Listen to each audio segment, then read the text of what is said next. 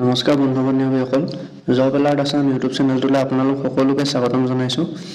আজি মই এটা নতুন ইনফৰমেশ্যন লৈ আপোনালোকৰ মাজত এটা ভিডিঅ' প্ৰস্তুত কৰিবলৈ আহিছোঁ।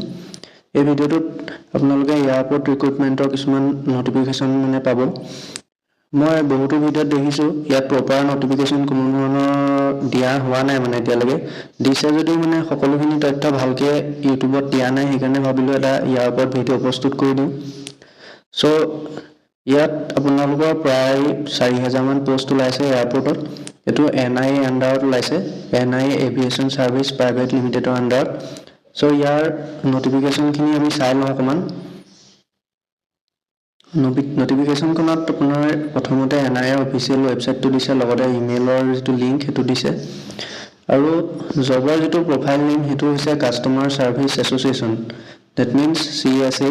ইয়াৰ এডুকেশ্যনেল কোৱালিফিকেশ্যন ইণ্টাৰমিডিয়েট 10+2 অৰ্থাৎ মেট্ৰিক পাছ আৰু লগতে হায়াৰ ছেকেণ্ডেৰী পাছ হ'ব লাগিব।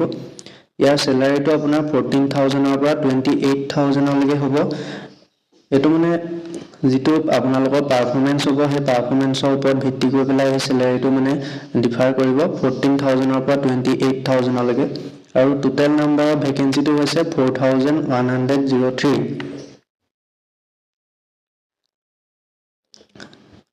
ইয়াত প্ৰথমে আপুনি ইয়াত আছে হাউ টু এপ্লাই। আপুনি before beginning the process of filling the online application form read information bulletin carefully reading before documents and following instructions.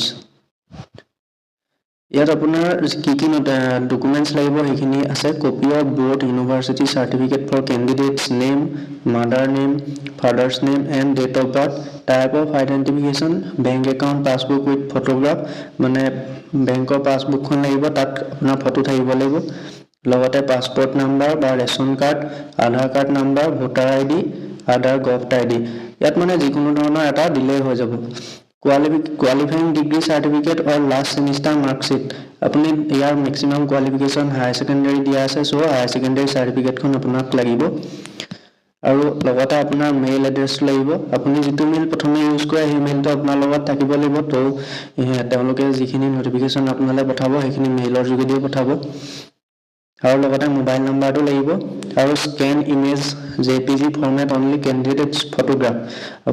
আপুনি যিখিনি আপোনাৰ ফটোগ্ৰাফখন দিব সেইখিনি আপোনাৰ JPG ফৰ্মেটত থাকিব লাগিব। লগতে আপুনি যিখন ফটোগ্ৰাফ প্ৰথমে ইউজ কৰিব সেই ফটোগ্ৰাফখন আপোনাৰ 6 মান্থতকৈ পুৰণা হ'ব নালাগিব, আৰু লগতে সেই ফটোখন আপুনি লাষ্টলৈকে সেই ফটোখনে ৰাখিব লাগিব লগত, আৰু আপোনাৰ ছিগনেচাৰ লাগিব।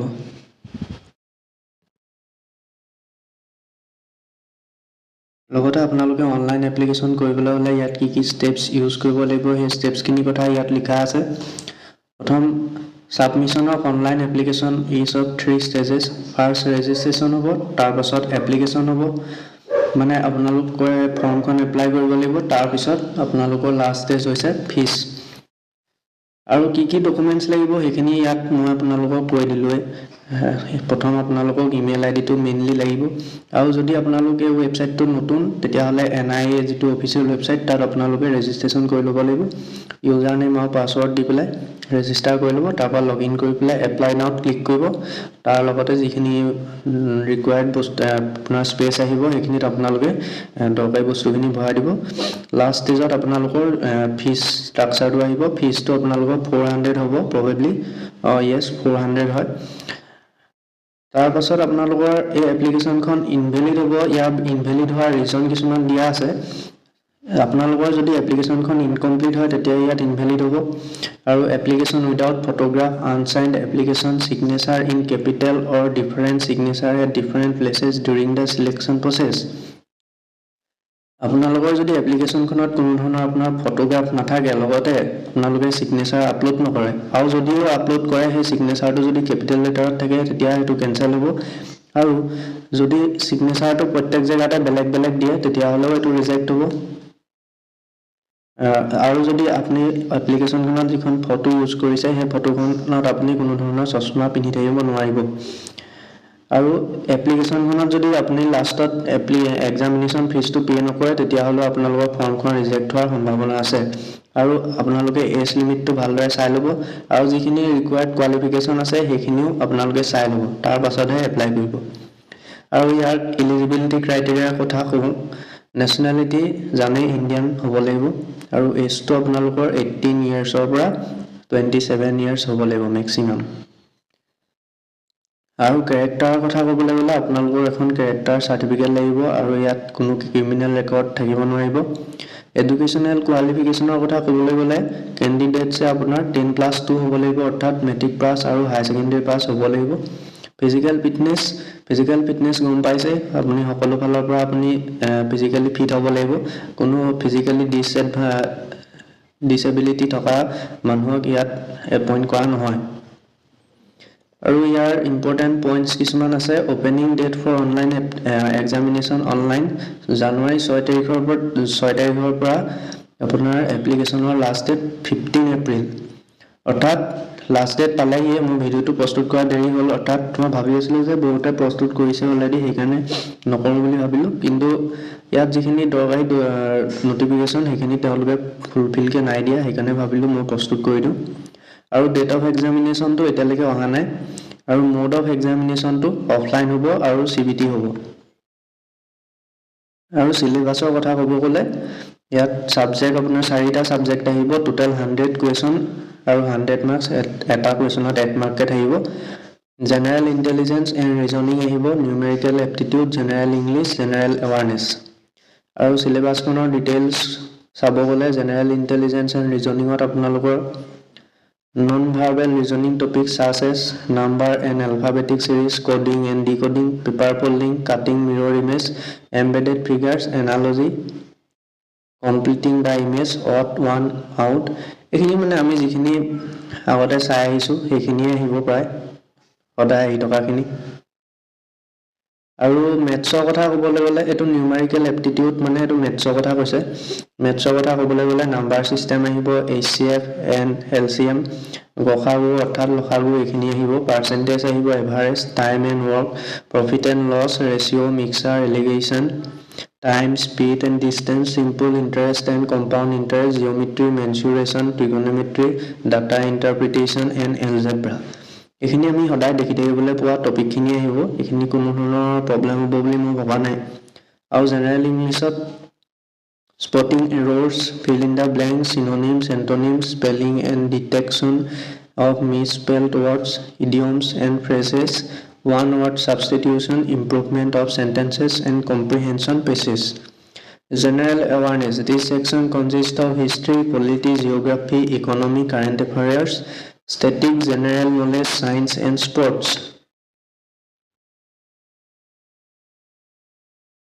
আৰু ইয়াত টোটাল মাৰ্কস আছে 100 আৰু 100ৰ ভিতৰত আপোনালোকে যদি 35 মাৰ্কস পায় তেতিয়াহ'লে আপোনালোকে কোৱালিফাই কৰিব আৰু এক্সামৰ ডিফিকাল্টি লেভেলটো ক'বলৈ গ'লে সেইখিনি NCERT বেছতে আহিব কোনো ধৰণৰ ডিফিকাল্ট ইমান নাহে মিডিয়াম অফ এক্সামিনেশ্যন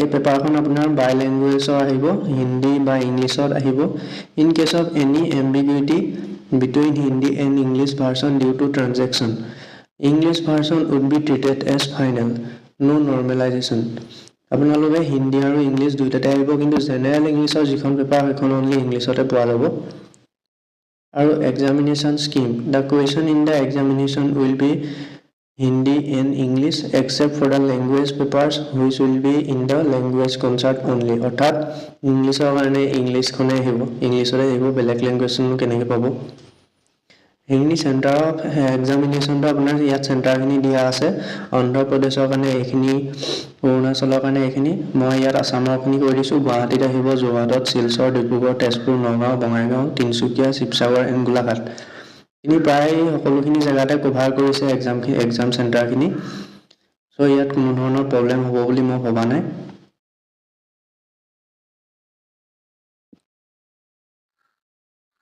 আৰু ইয়াত আপোনাৰ ড্ৰেছ কোড ফৰ এক্সামিনেশ্যন ইয়াত দিয়া আছে light clothes with half sleeves not having big buttons brooches badges flower etcetera with salwar trouser slippers and also' with low' heel শ্বুজ আৰ নট এলাউড মানে ইয়াত আপোনালোকে লাইট ক্লথছ পিন্ধি যাব লাগিব আৰু হাফ চাৰ্ট পিন্ধি যাব লগতে ইয়াত কোনো ধৰণৰ প্ৰিণ্ট থাকিব নালাগিব বা বাটনছখিনি বিগ হ'ব নালাগিব আৰু ইয়াত স্লিপাৰখিনি এলাউড আছে, অৰ্থাৎ চেণ্ডেল এলাউড আছে আৰু ল' হিলছ এলাউড আছে। শ্বুজ এলাউড নাই ইয়াত, অৰ্থাৎ জোতা এলাউড নাই ইয়াত।